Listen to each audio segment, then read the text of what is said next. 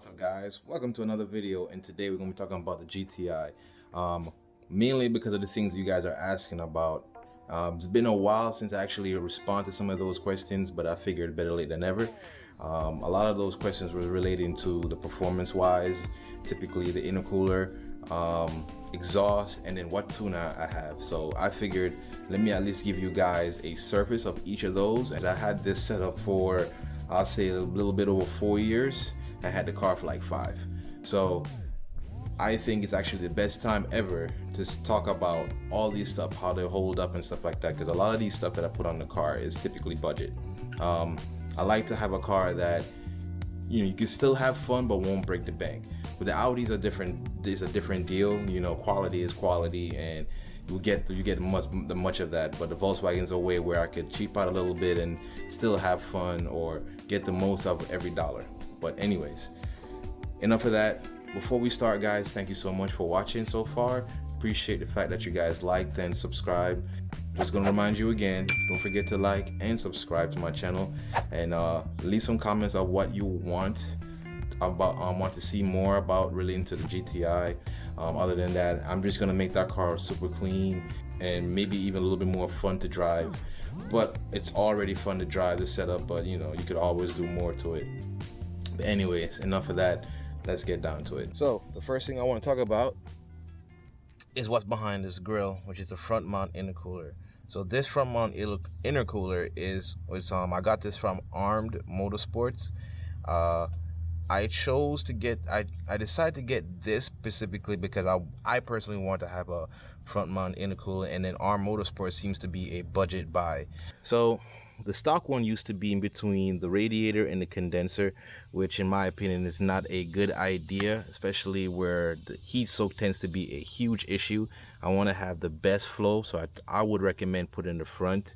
I've seen other upgrades where some guys will use a MK6 Golf R intercooler and replace it from the stock one. I've seen others just use different brands and stuff like that actually replace from the same location. But in my opinion, I think having it in the front mount is the best. Overall, I'm not expecting to get a lot of power from the front mount intercooler. This is actually just to allow me to have consistent power, because typically first, second, and even the third pull, it starts to get hot and it's hard to keep it cool, and then you start losing power. Where the front mount, especially in the front mount intercooler, which is also thicker than the stock one, just want to make you guys clear about that. So I'm able to actually have, if not more power, consistent power throughout, and it's actually really helpful in these hot days. Like right now it's super hot, or actually even more humid. So the fact that I have a thicker one in comparing to a stock one is a intercooler, it seems to be a huge plus. I've been doing some research on this specific exhaust because when I bought the car, it came with a catback exhaust, and I wasn't sure what it is. Kind of dirty and everything, even dirty right now because of all that, carbon and stuff like that. But I did some research and I was taking a closer look at it, and I realized it's actually a Rev 9 catback exhaust. So basically, there's nothing right by the muffler, so it's just straight on the muffler, and then you have a big resonator in the middle. I guess just to control all that excessive rasp and stuff like that, which in my opinion sounds pretty good.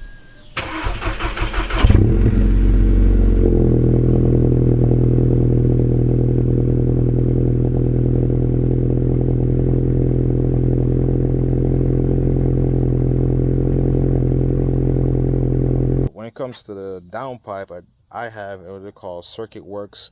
It's completely catless. It sounds amazing. The only thing I don't like about it, sometimes, maybe I'm just being picky, is that it does have an excessive rasp when you get on it. But overall, it's a huge budget buy. It's a pretty good setup.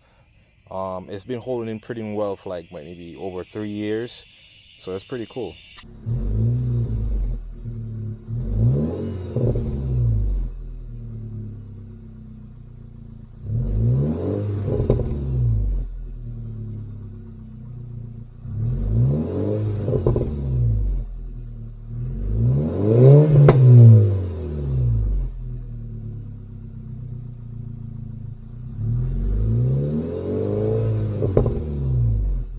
So the last part is my tune, which is a Cobb. I have a Cobb access port here.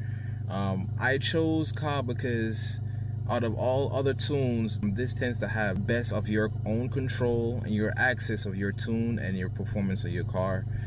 Instead of you always on the laptop and stuff like that, I have the ability to monitor my stuff right then and there live. Like right now, I'm looking at my oil temp, looking at my coolant temp, I'm looking at my my torque measurements and all that stuff. So you can change any logs you want. You can change any of those display to monitor your car. It has a whole bunch of stuff, which is pretty cool. And then on top of that, if I come out and I want to, if I have a check engine light, I can always use this access to it. You could do performance like performance measurements and stuff like that, like 0 to 60 or a quarter mile calculation. You can also change it to on the fly, and that's the main thing I love about this. It's like if you got to do something real quick, or you know you want to go to the track and you want to change it from mild to wild, in my opinion, this is the best thing for you. So you could go to the track. You know, I recommend you have like a battery charger or something like that while you're doing this, because sometimes it take a while. And you go ahead and you hit tune and you hit click, you want to change your tune, so you can change your tune, and it'll show you a whole bunch of stuff that you want to change. It has a whole bunch of lists and stuff like that. Also, when you buy this, which is pretty affordable for what it is, when you buy this, they give you a whole bunch of off-the-shelf tunes, and these are pretty reliable because I've been using like stage 1, stage 1 plus. I've been using stage 2 just for daily driving. I've not really recently, but I think like roughly almost 2 years, I've decided to go with stratified tuning, which is a pro tune, and I got something a little bit custom for my car just to get more out of it. I gain a little bit more power, and in comparison to stage 2, I've gained a little bit more power, and on top of that, they also added a couple of features which I like to have. One with a pops and bangs and one without. Right now I'm currently with the one pops and bangs. Oh, also another thing too I want to mention, so if you want to go to the shop, to get to the shop for any repairs or any issues you have with it, and you want to put that back into stock, and it's like everything is back to normal other than the bolt-ons if you have to remove some. And then the best part about it is that when you're ready, you can put it right back when you're ready to do whatever you want with it. So in my opinion, I think this is the best. Now, after you put the tune on, you don't necessarily need this access port anymore, because you already did the tune, so you could always remove it. You can put it away, you use it for another car, whatever the case may be. Overall, this is flipping awesome. I would recommend this for anybody, especially if you're kind of like, you want to learn more about tuning and stuff like that, and you want to learn on your own. That's pretty cool. Also, you want to keep in track of your stuff, so you don't have to constantly go to your tuner or your dealer or whatever. You can always constantly check to see how things are and monitor it, you know, right then and there. So you can kind of be more proactive on your repairs or your maintenance on the car, which is pretty cool.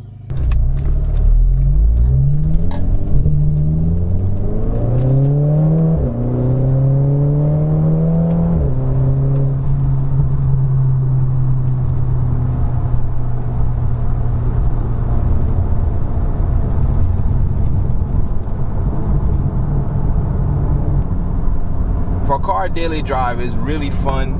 I'm not really focusing too much on horsepower, but it is quick to get around town and the city.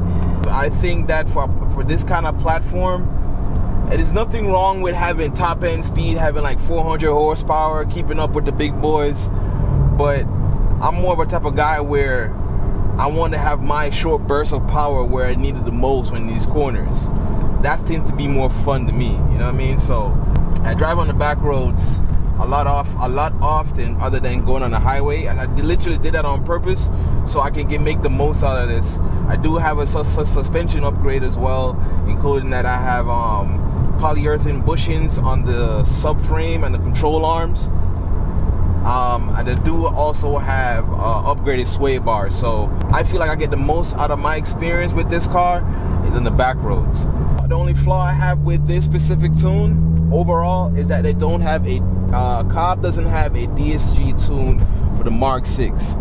I'm not sure if they had any upgrade on it If they do, I definitely gotta look it up. If you guys know, let me know in the comments below. But the sucky part about the transmission, as for where it is, it holds the power pretty well, but I'm not able to maximize my output with this if I decide to put it in automatic or in sport mode. You kind of have to put it into manual mode. You kind of have to find your sweet spot with it and figure out where is the best and smoothest shifts, the best time to change gears.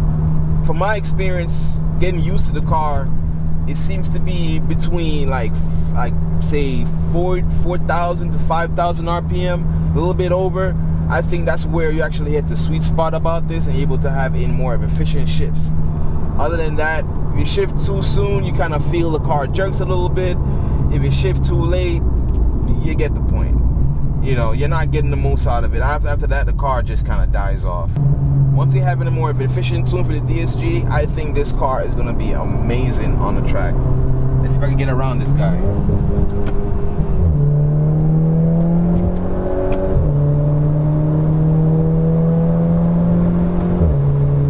Woo!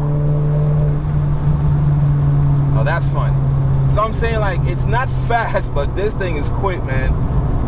Like right then and there, I just drop one gear and I'm gone. You know what I mean? It's freaking fun. But the exhaust, like I mentioned earlier before, you can hear when you get on it, but when you're cruising on the highway and back roads and stuff like that, it's nice and subtle. Comparing to the S4, I know it's a weird comparison, but when it comes to the exhaust setup, there's no mufflers or there's no resonator in it, so the drone tends to be annoying sometimes, and especially when you have company, you kind of have to take your foot off the pedal a little bit so you can hear what they're saying, and then when you need to move again, you kind of have to put it on it, but you hear it. But for this, with the cabin closed and everything, windows up and all that, you still hear the exhaust, but it's very, very subtle, very calm, nice. So that's what I love about this setup. So that's pretty much it, guys. Hopefully you enjoyed this video. If you have any more questions relating to this car and all the mods that I've done, mainly because 90% of the mods I've done to this car is before the channel. So I'll feel free to ask questions relating to it. I'll give you more info about each of those stuff. Again, thank you so much for watching. Don't forget to like and subscribe to my channel. And I cannot wait to see you guys in the next video. Peace.